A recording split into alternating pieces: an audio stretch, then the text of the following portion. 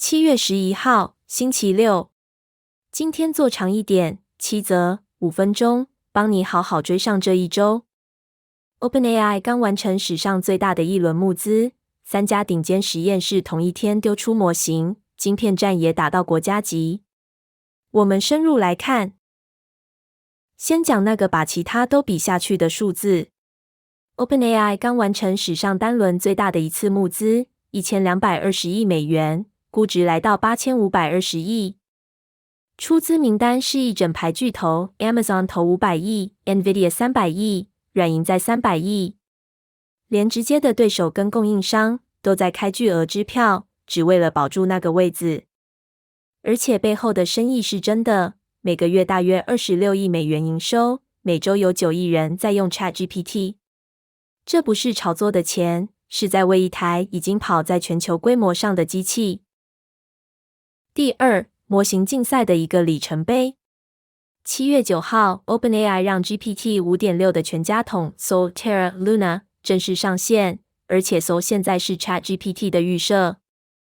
同一天，马斯克的 Grok 4.5 公开 ，Meta 也推出第一个收费模型 Muse Spark， 字节跳动还丢出新的影像模型 Siri 5。以很多人的算法，这是史上第一次，3个前沿实验室在同一天各自发表模型。以前要一季才发生的事，现在一个下午就发生。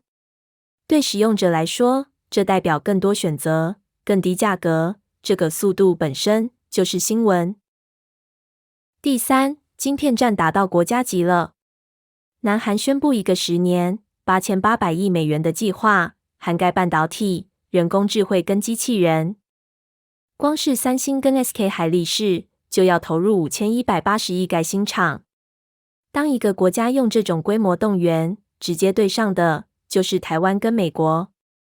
对经济高度靠晶片的台湾来说，这是今年要一直盯着的背景，记忆体跟先进制程正进入新一轮的军备竞赛。第四，一个相关但别漏掉的动作。7月10号，全球记忆体巨头之一的 SK 海力士开始在纳斯达克挂牌，代号 SKHY。在美国上市，让它更靠近美国的资本跟客户。而且别忘了，高频宽记忆体 HBM 正是现在 AI 算力最关键的瓶颈。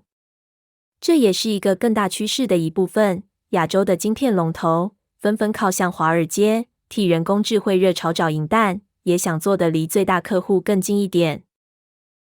第五，看算力往哪流。一家叫 Reflection AI 的公司租下了 SpaceX 在曼菲斯的 Colossus 2号算力，合约63亿美元，把 Nvidia 最新的晶片锁定到2029年。它的目标是训练美国的开源前沿模型，某种程度是在回应中国开源的大爆发。算力现在是用年跟几十亿在租，它已经变成人工智慧时代的房地产。简单说，谁掌握算力，谁就决定下一个模型能不能被做出来。第六，前阵大量涌进机器人。Roda AI 藏了18个月后出关，一口气募到4亿5千万美元，核心是用影片预测来控制动作。另一家 General Intuition 募到3亿2千万，估值23亿，用几百万小时的电玩画面训练代理人，然后几乎不用微调，就把技能从 Fortnite 移转到真实世界的机器人身上。机器人正从看得懂世界走向能在世界里行动，而投资人显然认为这个转折已经很近了。第七，也是最后一则 ，OpenAI 开始自己做晶片。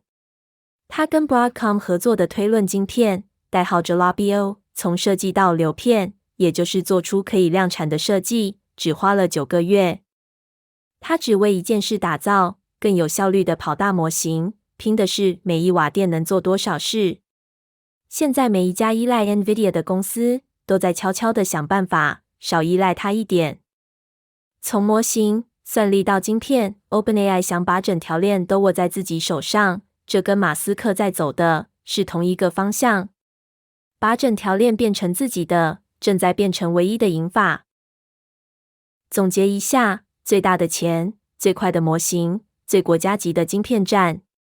人工智慧正在同时放大每一个维度，资本、能力，还有地缘政治。